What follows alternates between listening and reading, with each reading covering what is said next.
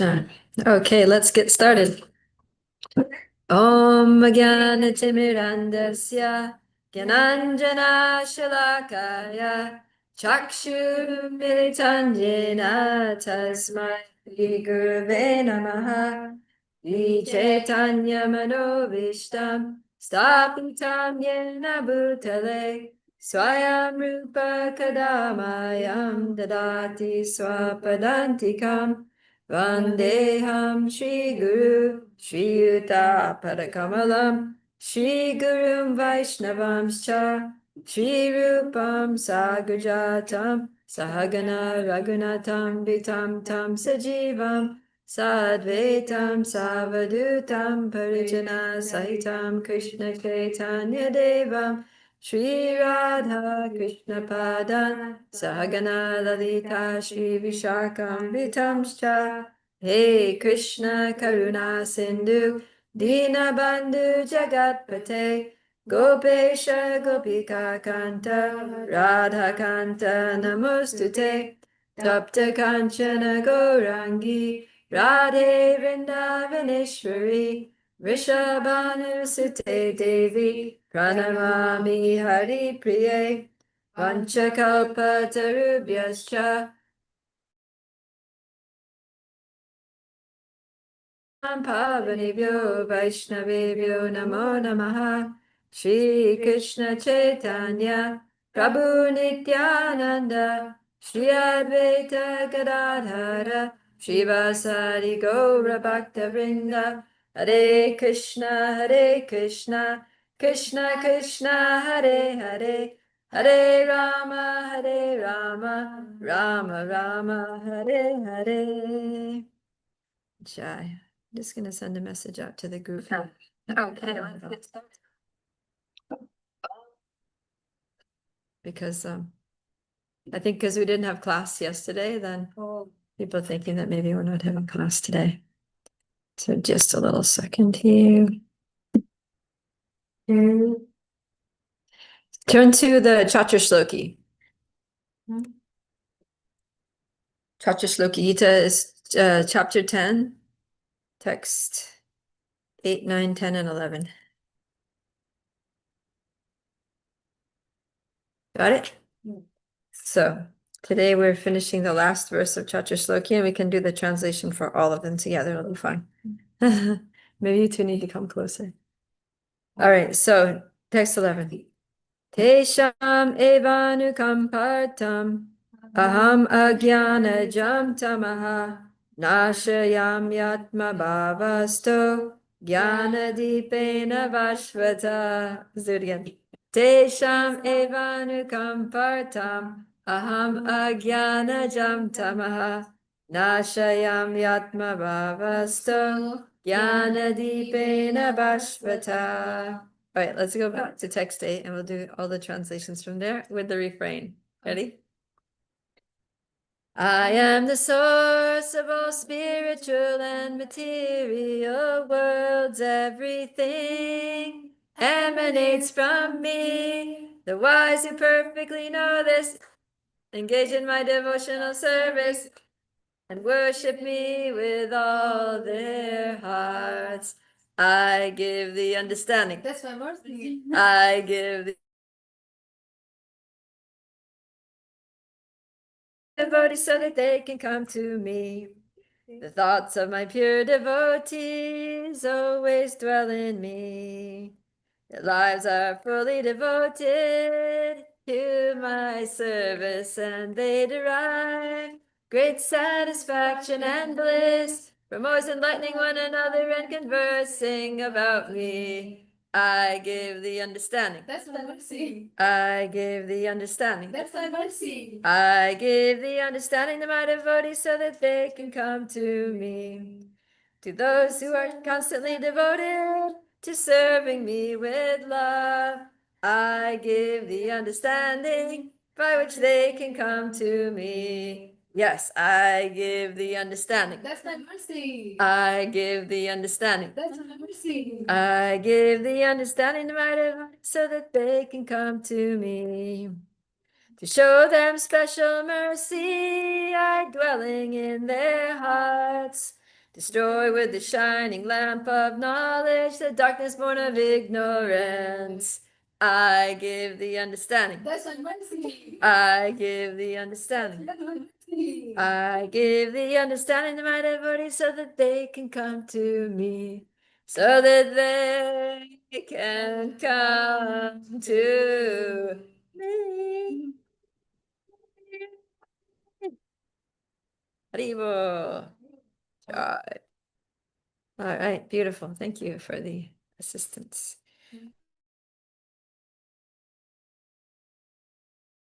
Of the Supreme Person. We were hearing about the banyan tree, right? Of the material existence, how we need to chop it down with what? The acts of detachment. Yes, very good. And how do we get that acts of detachment? Devotional service. Devotional service. Spiritual knowledge. The connection to the divine. Very good. Yeah. Okay. Surrender, and by surrender. Yeah. So we left off on 7. Yeah, so after hearing about this banyan tree of material existence and how to cut it down, then Krishna says that those who after having cut down this tree, then we need to surrender to the Lord and go to that place from and seek out that place from which having gone one never returns. And then he describes that place, right? The spiritual world. What were some of the features of the spiritual world that he mentioned?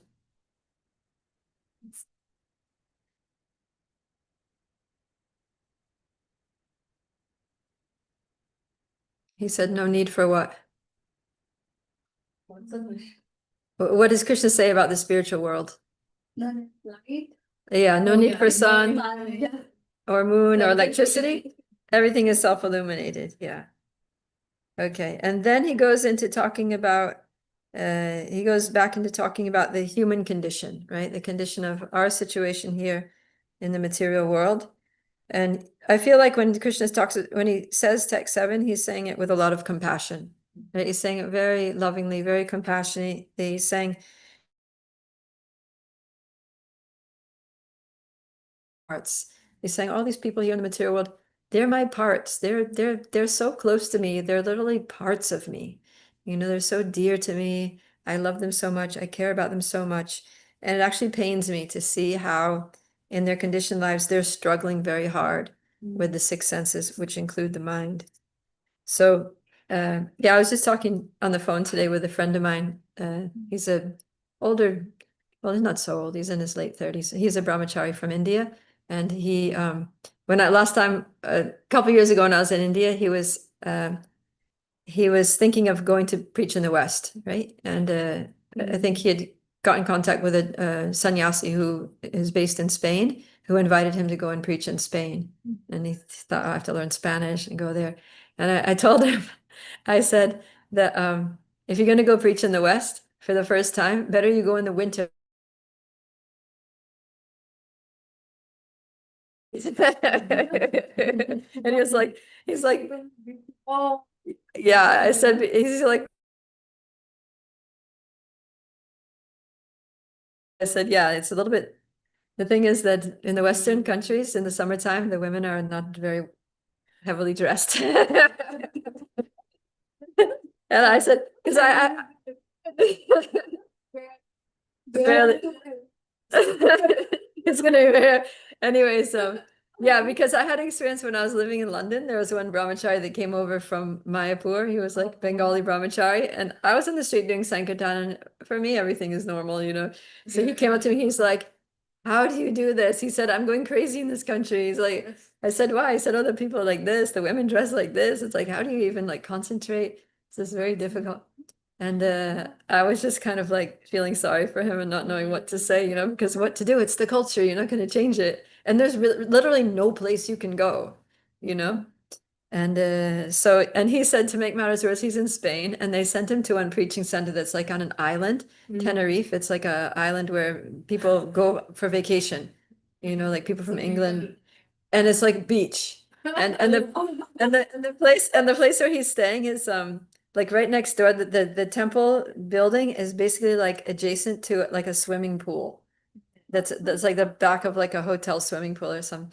So and he said that what to speak of wearing bikinis and these like high cut shorts and things like that. He said they were on the beach doing a Harinam one time, and they saw all these women that were like topless. It was a topless.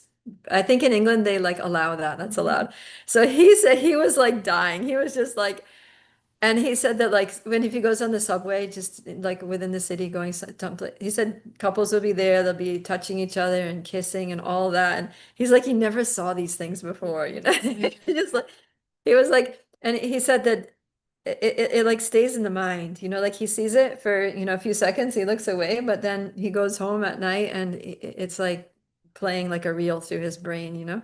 It was so yeah, he said it's so disturbing and it's like he said he never experienced this thing before and what to do. And he feels bad. Like he feels bad because he's been a brahmachari for many years and he feels guilty and he feels shameful that, you know, sometimes he sees it and he knows he should look away, but he keeps looking, you know, and he feels really ashamed of himself. And then he goes home and he's with the devotees and he's like, just inside, he's like feeling really like, you know, kind of beating himself up over it, you know? And he said what to do, like how to overcome these feelings of guilt and shame and be able to just go out another day and, you know, face the world as it is here. And I said, well, you know what, Prabhu, uh, it's just, it's just, it's just the situation that we're in, right? That we're all in the same boat here in the material world, that we're pure spirit souls, but we're in a conditioned where we have conditioning, right? We're in a material body and we have a material mind, and they're all heavily conditioned by our past experiences and so many previous lifetimes. And but we're parts and parcels of Krishna. So, you know, just don't identify with your conditioning and the thoughts and feelings and desires that may rise up due to your conditioning. So, you know, when you see these half-dressed women, like some feelings and thoughts may arise, but that's not you. It's just your conditioning. And but we're actually parts of Krishna. And then I quoted this verse. I literally I said it's just like what Krishna says in the Bhagavad Gita, Mamaivam so jiva loke jiva bhuta sanatana manasastan indriyani prakriti karshati, that the living entities in this conditioned world are my eternal fragmental parts, but due to conditioned life, they're struggling very hard with the six senses, which include the mind. So Krishna knows our situation. 5,000 years ago, he spoke this verse saying, I know what you're going through. I know that in this conditioned world, it's a struggle. Like every day you have to struggle with your senses, you have to struggle with your mind, because all the crazy things you see in this world are so agitating. But don't worry, you're my eternal fragmental part, and these things really don't affect you. And I'm here to help you with the struggle. Just take shelter of me, just surrender to me. And yeah, so I was quoting this verse and telling him that we all experience this. It's just what it means to be a conditioned soul in a material body in this world, right? It's not it's nothing to like beat yourself up over. It's nothing to be feel guilty and ashamed over. It's just totally 100% normal. And Krishna recognizes our struggle and he's here to help. We just need to keep taking shelter. Yeah, Lavanga? Funny you bring this up because I was just chanting japa on a beach with my husband, and a lot of people, a lot of people come here from Europe, like Italy, Spain, you know, like Scotland, wherever, and I'm chanting japa, and all of a sudden I go, "Oh my gosh!" She's like, "What?" I'm like, "She's naked," and there's like this lady that like took her top off, and the guy that she's with is in like this thong speedo, and I'm Oh just like, no. because you never see that like in the US, you know, like they don't allow like public nudity. And Yeah. I'm like, the first thing I do is go, The beach. Bakuna, did you see that? And he just like he doesn't even look. And I thought about it, and I was like, yeah, well, at first, you know, when you're not used to seeing these things, at first you're gonna like react, but like the more attention you give to it, like, oh, you know, I shouldn't be looking at this. You're just like feeding it in your mind more and more. So it's just kind of natural. And the more you just kind of let it go, then it just goes out of the mind. But if you keep thinking about it over and over again, then it just makes it worse. Yeah. Yeah, it's true. Yeah. Yeah, and I told him, I said, Prabhu, don't be scared. Just, do your sadhana nicely and just keep coming back. After a while, like people who are born and raised in Spain, they see that stuff, they don't even notice it. Like it literally does not affect them, you know? They're so used to it. So I said, it's just a shock for you because you've never seen that kind of thing growing up, in conservative India. But I told him just keep coming back, and after a while, you'll become impervious to all these things. And yeah, so it was good. It was just, I just thought it was interesting that it reminded me of this, that when I was talking to him on the phone, this verse came to mind. It's just like perfect, like Krishna perfectly. He's so like sympathetic, to our struggle. So and that was that's the verse we ended with last time. Okay, so now Krishna is going to continue here, talking about the living entity in the material world and our journey here. Text 8. Shariram yadavapnoti yachapyutkramatishvaraha grihitvaitani samyati vayurgandan ivashayat. Kritika, would you like to read? Yes. The living entity in the material world carries his different conceptions of life from one body to another, as the air carries aromas. Thus, he takes one kind of body and again quits it to take another. Purport. Here, the living entity is described here as Ishvara, the controller of his own body. If he likes, he can change his body to a higher grade, and if he likes, he can move to a class. Minute independence is there. The change his body undergoes depends upon him. At the time of death, the consciousness he has created will carry him on the next type of body. If he has made his consciousness like that of a cat or dog, he is sure to change to a cat's or a dog's body. And if he has picked this consciousness on bodily qualities, he will change into the form of a demigod. And if he is in Krishna consciousness, he will be transferred to Krishna Loka in the spiritual world and will associate with Krishna. It is a false claim that after the annihilation of this body, everything is finished. The individual soul is transmigrating from one body to another, and his present body and present activities are background of his next body. One gets a different body according to karma, and he has to quit his body in due course. It is stated here that the subtle body, which carries the conception of the next body, develops another body in the next life. This process of transmigrating from one body to another and struggling while in the body is called Parshati or struggle for existence. Yeah, so Krishna is saying about how when we leave this body, then according to our consciousness, we go to another body. Does that bring up any previous verse that Krishna spoke in Bhagavad Gita? From chapter 8?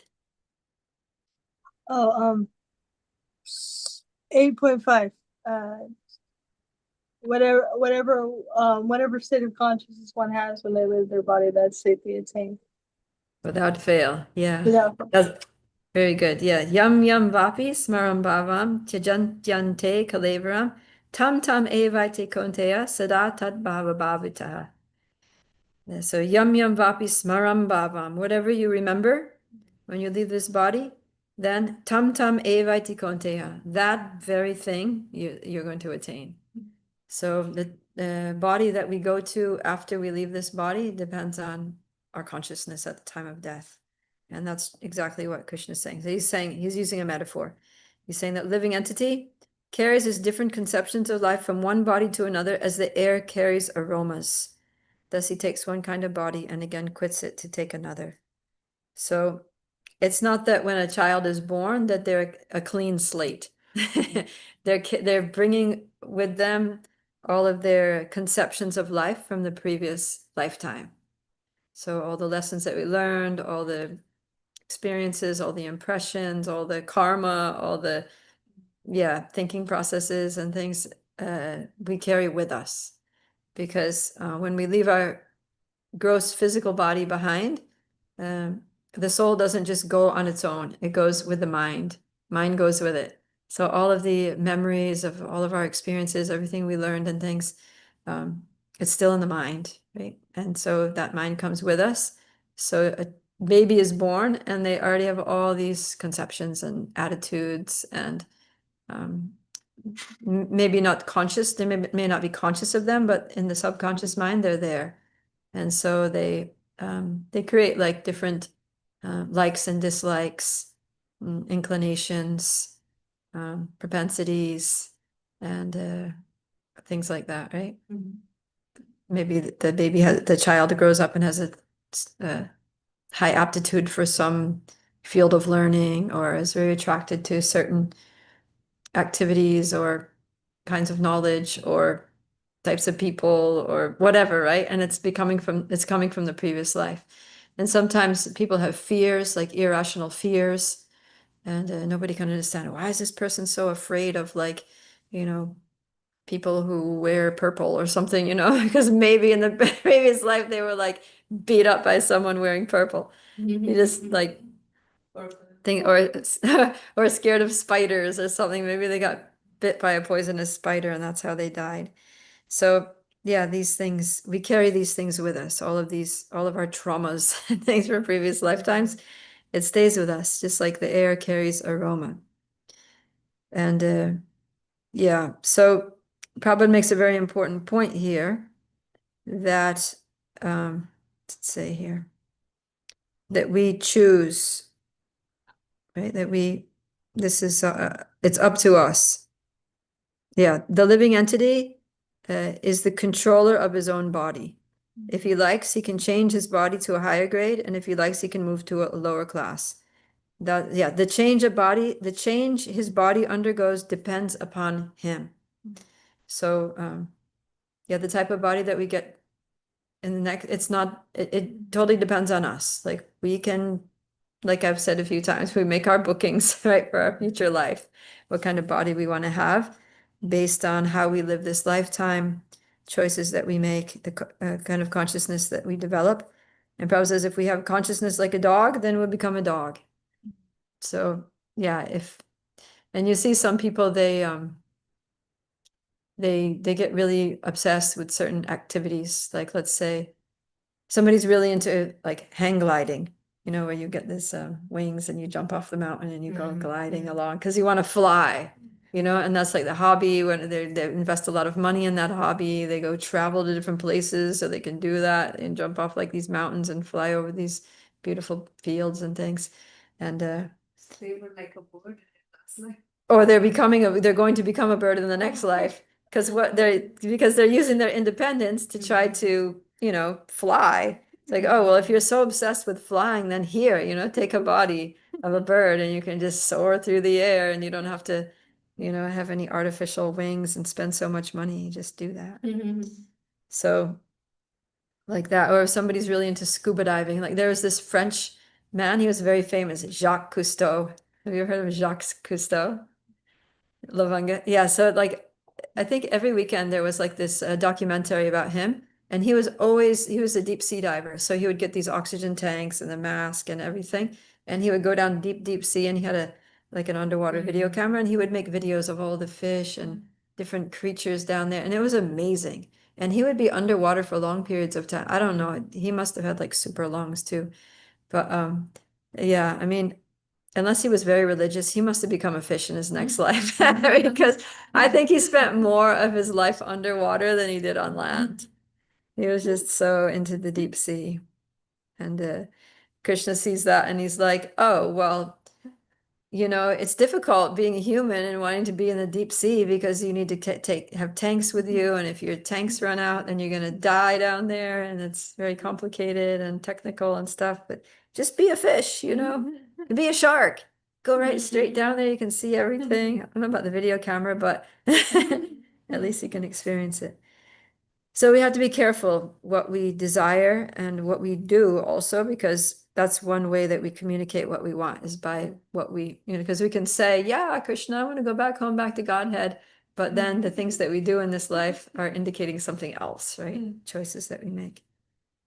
So, but if we do cultivate our Krishna consciousness and leave our body in Krishna consciousness, then Krishna says we can be transferred to Krishna Loka in the spiritual world to associate with Krishna. So It all depends on us. We are the creators of our own destiny. Okay. What to do if those desires come? Be Krishna. Yeah, just don't act on them. Don't act. Right? That's what, yeah, in the second chapter, Krishna says that's normal that desires are going to come. He says that just like rivers are always incessantly flowing into the ocean, so desires are always flowing into the mind. But a person who is a transcendentalist does not act on those desires. He just observes them as like, okay, whatever, I'm not doing that. We read that yesterday, remember? But sometimes it's too hard not to act on a such desire. You are driven by those desires. Okay, you got to have this, and your subconscious is just driven until and unless you're doing you are associated with people who do not think that way. Other Yeah. people are like, what about if the association is not there? You will be Yeah. driven. Yeah, that's why we need good association, and we also need to practice controlling the mind, right? That's why japa is so good, because you wake up in the morning and you have many things maybe that you would rather do, but you're like, no, gonna chant japa. So, and then while you're chanting, your mind, even though your body is sitting in one place doing an activity, but mind is going somewhere else. You're like, no, mind, come on back, right back here on the holy names. Hare Krishna, Hare Krishna, Krishna Krishna, Hare Hare. So, yeah, the more we practice controlling our minds, then the more we're able to control our minds in other scenarios of life when desires come up. Then we can just decide. And then the mind stops running off and trying to drag us into materialistic things. Right? Yeah, we talked about this before. That the mind, it's like sometimes it seems to have a mind of its own, right? It has its own desires that are separate from our desires, but it's just because it's not trained.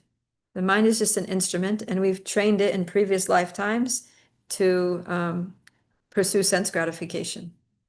So now what we're doing is retraining the mind. Okay, mind, this is not what we're doing anymore. We're not just chasing sense gratification in the material world. We're chasing after Krishna and opportunities for devotional service so that we can go back to Godhead.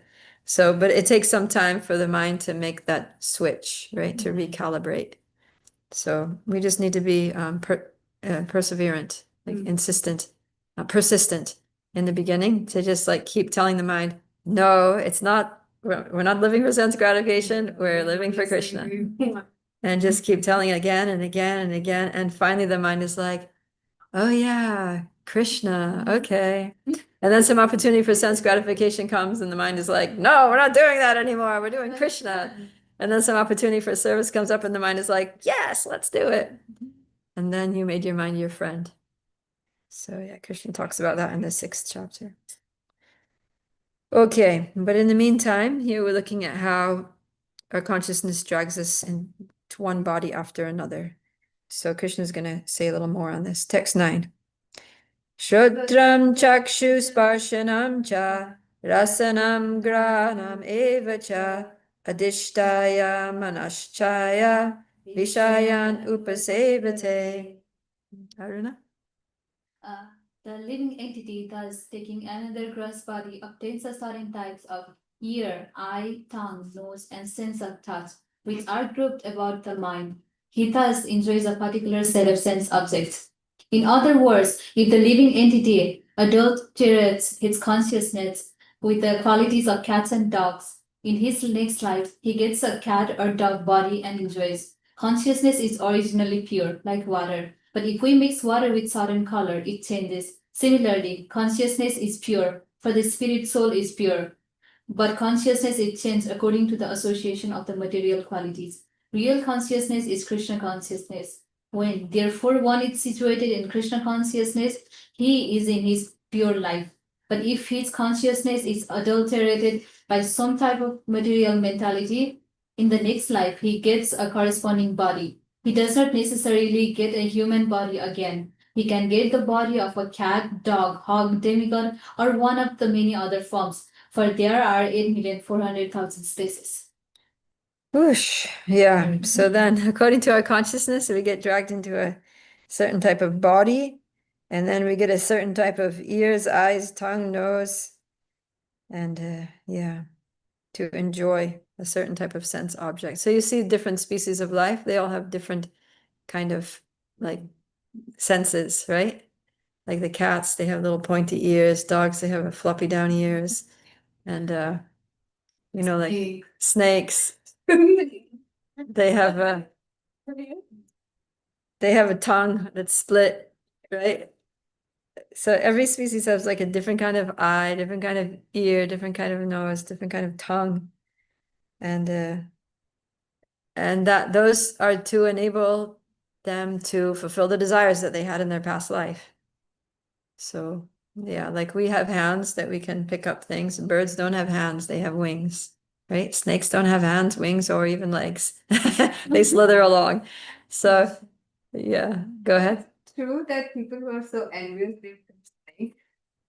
I mean, yeah, Oh. envious and sinful, slimy and creepy. Like they'll just bite you without being provoked even. So, like most animals, they won't attack you unless they'll only attack you like in self-defense. If you're threatening them or they have some babies or eggs or something in the nest, then you go, then they'll attack you. But otherwise, they'll just mind their own business. But snakes, they'll see you coming and you won't even see them and they'll. It really happened. I used to see snakes, a lot of them, while walking Yeah, in the hills. and they don't pounce on you. Oh. I guess some types of Yes, snakes, but I just seen a slip snake and like cobras.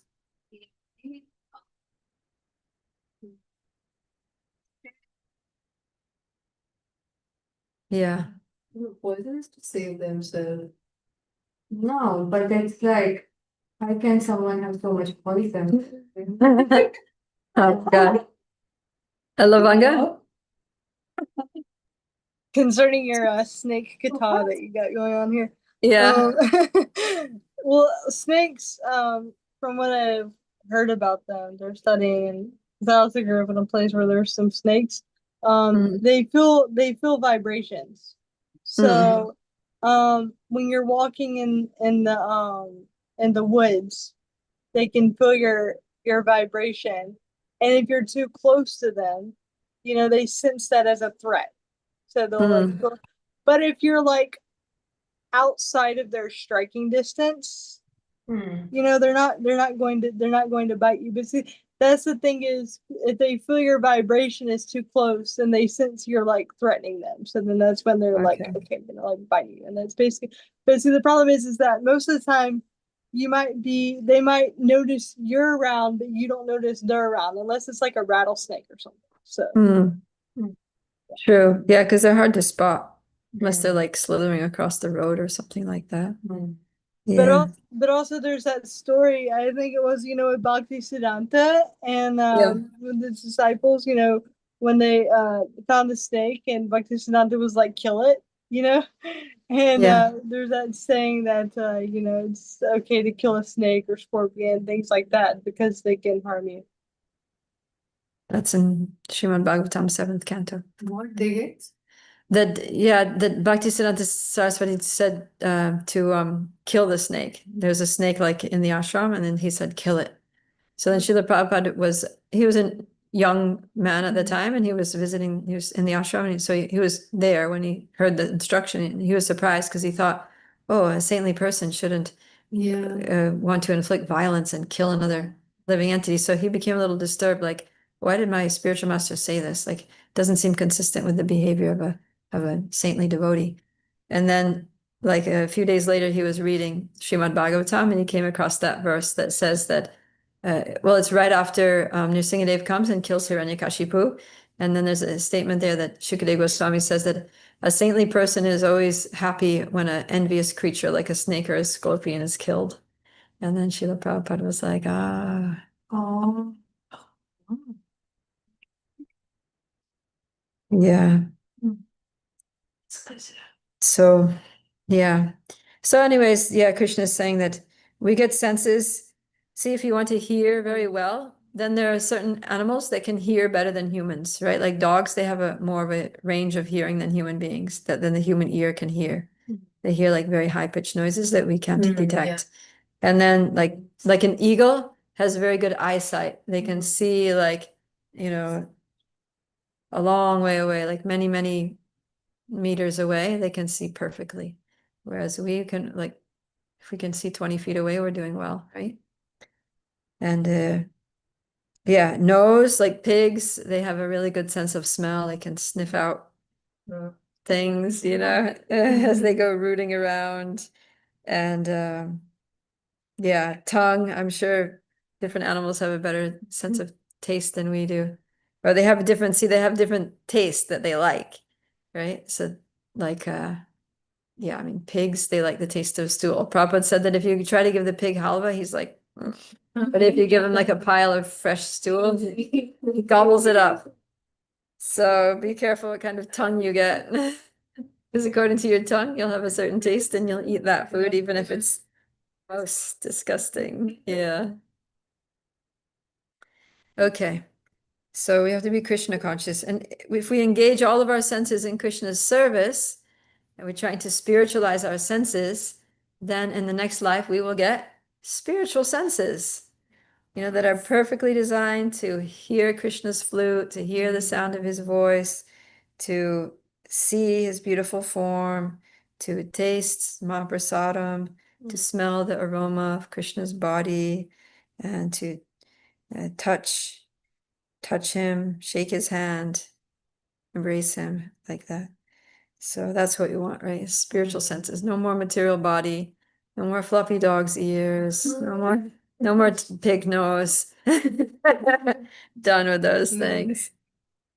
Right? No more envious and poison. So it all depends on us. Oh, Prabhu, do you have time for a question on this point? Yeah, go ahead. Okay. Because we're just talking about taking different bodies. And I've heard, but I'm not sure where it is in Shastra, because you had mentioned how, if you offer a hog halava, they're not interested. But if you offer it stool, they're like, okay, give me that. So I've heard that there's after one leaves their body, they actually have to be trained for a certain period of time to take up the next body. Have you heard this as well? Like you have to go through there's a certain period of time, like from one body to the next. Like for example, if you're going into the lower species of life, like some devotees have said, you don't go there automatically. Like there's like some period of like training, like to where you get like accustomed to eating stool or whatever, and then you get put in that body. Pig boot camp. Yeah, I guess something like that. I don't know. It's like I mean, I heard that before becoming like a very low species of life, first you go to a hellish planet where the suffering is so bad, and that afterwards, if you become an insect or something like that, it's like a relief. You're like happy to be a cockroach because it's a lot better than hell. So, but I never heard of like a little training camp before each species. I think it's not really required because super soul is in the heart, and the instincts are being dictated basically by the super soul, like what to eat, how to respond, how to defend yourself, how to fly if you're a bird, how to dig a hole if you're a rabbit, how to build a nest or build a den in the ways that each species does. That's being dictated by the super soul. It's not like they need to go to school to learn that. Thank you. Because you hear these sorts of things sometimes, or at least I do, and I'm like, where is that in Shastra? Yeah, cockroach training school. You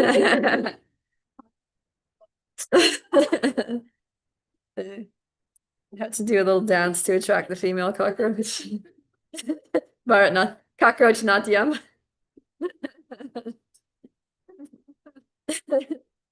Okay, text 10. Utkramantam stitam vapi punjanam va gunanvitam vimudhananupashyanti pashyanti jnana chakshushaha. Pragati. The foolish cannot understand how a living entity can quit his body, nor can they understand what sort of body he enjoys under the spell of the modes of nature. But one who once his eyes are trained in knowledge can see all this.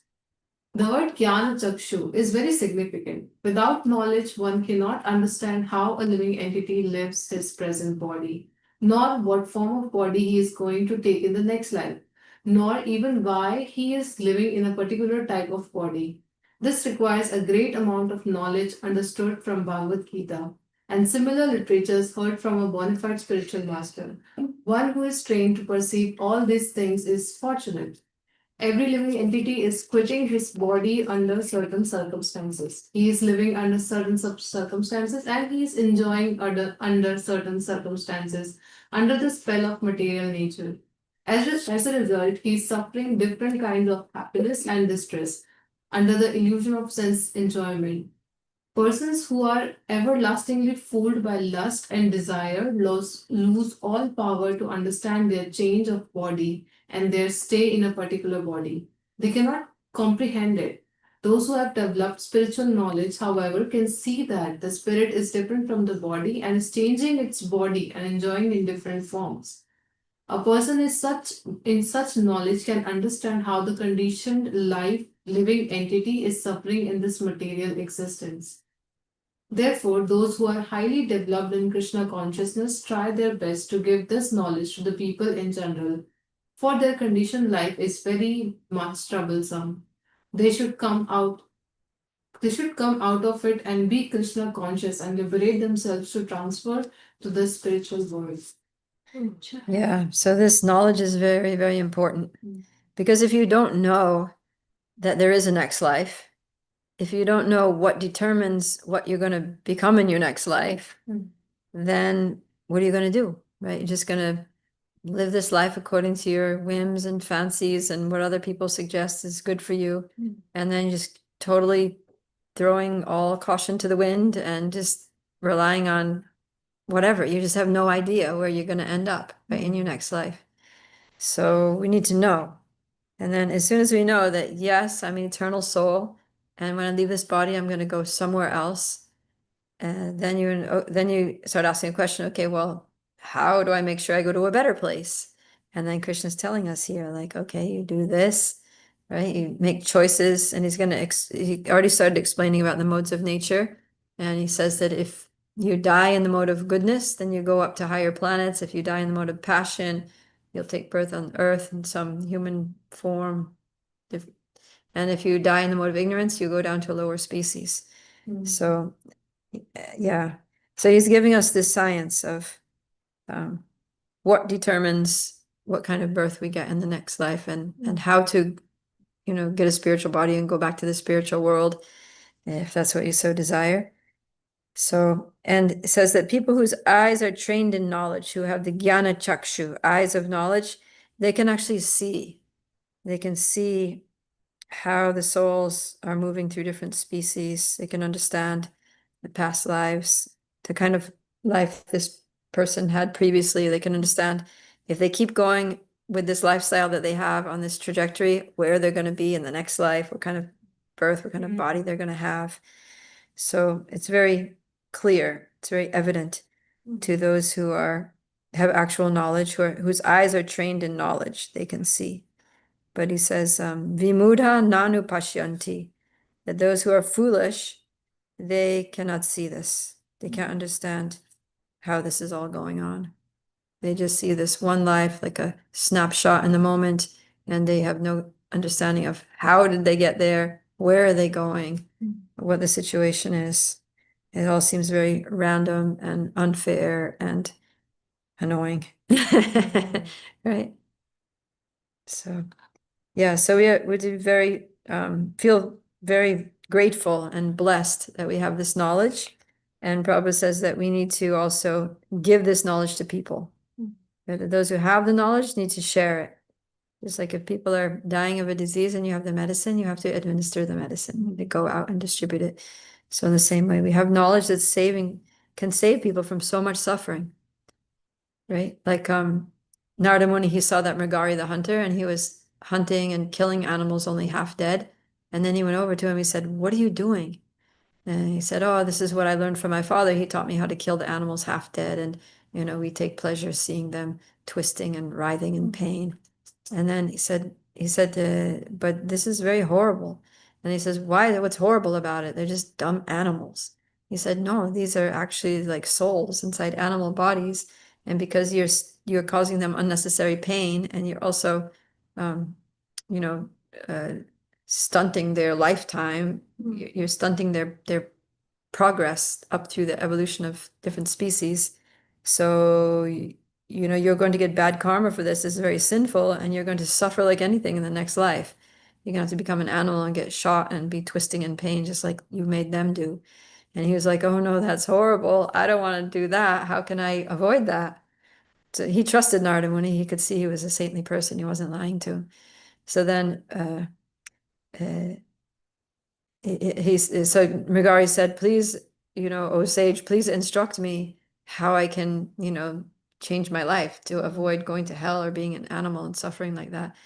And then Narada Muni said, okay, I'll instruct you, but the condition is you need to break your bow. You need to stop hunting. And so he was a little scared to do that because that was his means of livelihood for his family. He would like sell the skins and sell the meat and that kind of thing. And he said, but how am I going to maintain my family then? He said, don't worry, I'll take care of you and your family. Just so he broke his bow over his knee, and that was his indication that he was ending his hunting career. He wasn't going to kill animals anymore.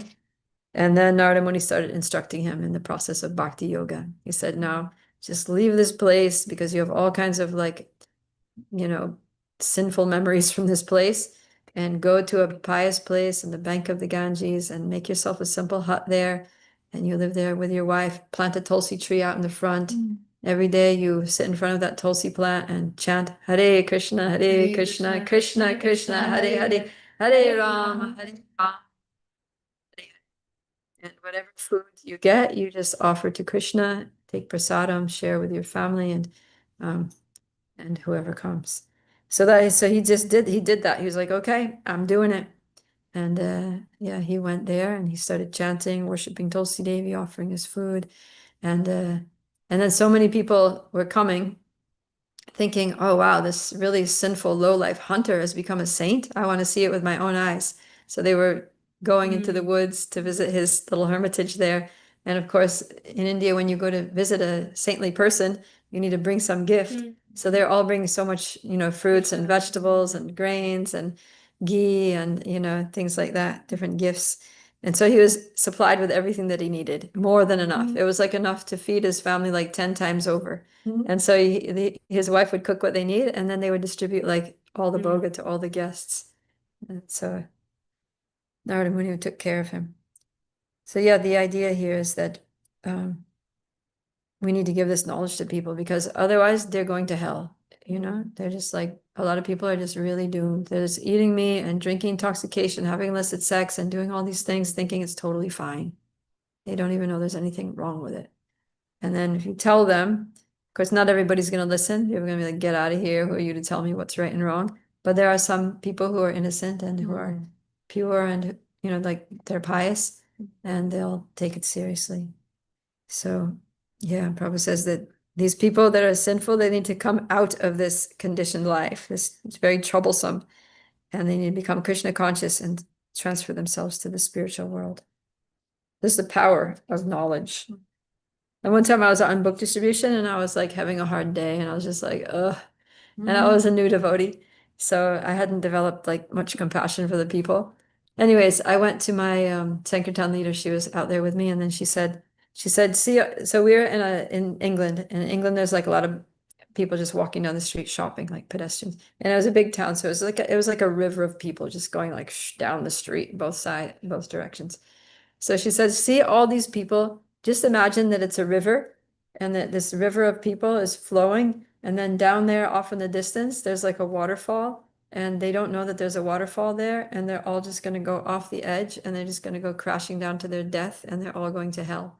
And I was just like, oh, that sounds pretty horrible. And she says, you know, that's actually the situation. You know, they may not be a river and a waterfall, but eventually they're all just following the flow of their life, their materialistic life, and they're going to die and they're going to go down. And she said that we can stop this. We can save them from that hellish destination. But if you're just going to stand there on the mental platform on the side of the road feeling sorry for yourself, then you won't help them. You need to actually approach them and talk to them and give them the books. So I was like, oh my God, I felt really like, all right, no pressure, you know? So then I started approaching people thinking, well, if I can at least save one person, if I can give one person a book, that saves one soul from going to hell. So that was inspiring.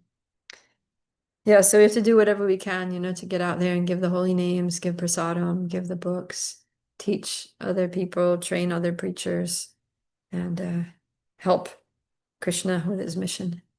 That is, I feel, it is really true because same was with us. If there are no devotees, if no one has approached us, Yeah. we did not know that, oh my God, this is the reality. Yeah, And we were doing the same thing. right? Exactly. Yeah. We were on the same, like, going on to desires and everything. Yeah. I do remember the first time that a devotee had approached me in the University of Florida campus when I went there for Krishna lunch, and they offered me a Bhagavad Gita. And I was like, you're distributing Bhagavad Gita here? And I've been from India. I was like, why are you giving me Bhagavad Gita? Because I'm from India. And I was like, okay, but I don't have money. So she was so kind. She was like, okay, how much you got? I was like, $5. She was like, okay, give me $5, take this.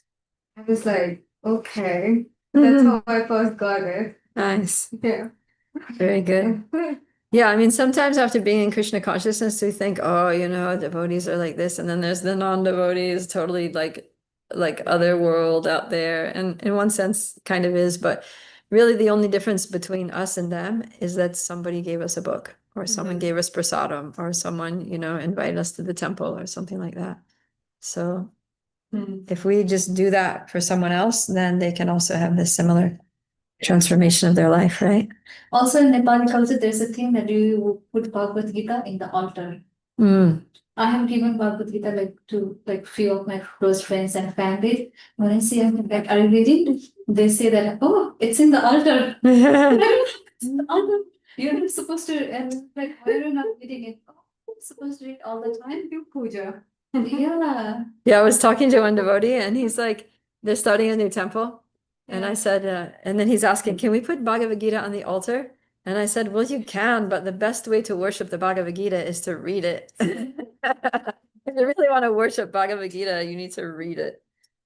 So, So the thing is that maybe in Nepali, we have Bhagavad Gita, but we don't really read it. Just put it there and worship, like, please, God, give me some money. oh my God. But if you actually read the Bhagavad Gita, he's like, people who worship the demigods for money, less intelligent. What? What? The book. You said like It's Prabhupada's Gita.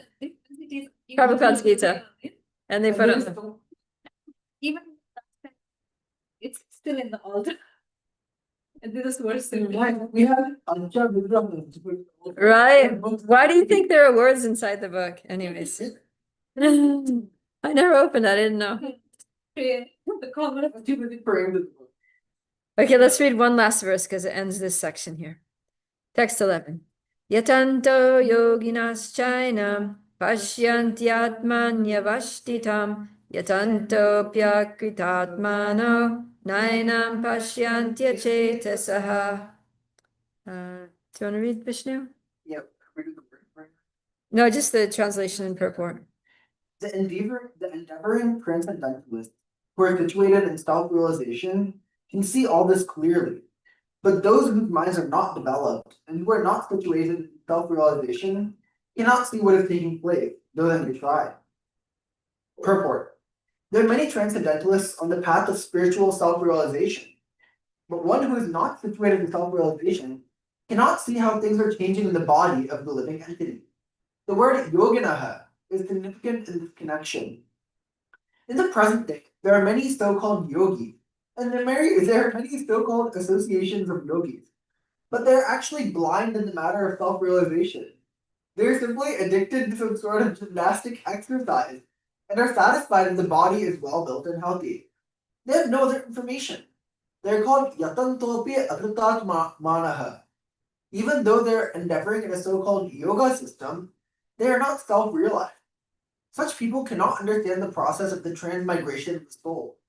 Only those who are actually in the yoga and have realized the self, the world, and the Supreme Lord. In other words, the bhakti yogis, those engaged in pure devotional service and Krishna consciousness, can understand how things are taking place. Yeah, so we're sort of a continuation from the last verse where he's saying that foolish people can't see how the soul's quitting a body and according to the consciousness taking another body, but those whose eyes are trained in knowledge can see. Yeah, Jnana Chakshu. So he's saying that, yeah, they can see it clearly, but those who are not self-realized cannot, even if they try. So that means that there are people out there that are spiritual seekers, right? They're trying to understand, who am I? What am I doing in this world? What is the soul? What happens to the soul after death? But even they are not able to understand and see these things clearly without associating with someone who's self-realized. So that's why Krishna says that just try to learn the truth by approaching a spiritual master. Inquire from them submissively, render service to them. The self-realized souls can impart knowledge to you because they've seen the truth. So if we want to know the truth, just looking for it is not enough. We need to find somebody who is self-realized, who's seen the truth, and ask them, right? We need to learn it from a person who's actually seen the truth. Then they can explain things to us. And we also need to follow the process of serving that person and getting their favor, getting their mercy. And then they'll be happy to impart knowledge and bless us with the ability to realize. Because, yeah, we can even get books. We can even get a book like the Bhagavad Gita and read it and not get it. So that's why Srila Prabhupada took so much trouble to dictate his purports and get the purports here in the book so that we get Prabhupada's association. Yeah. And that's what I've tried to do here with the Living Gita, is try to explain things, at least not that I'm a self-realized soul, but I've understood some things. The living Gita is so good. It's more sweet, in fact, unique. Like it is everything. I'm glad you like it.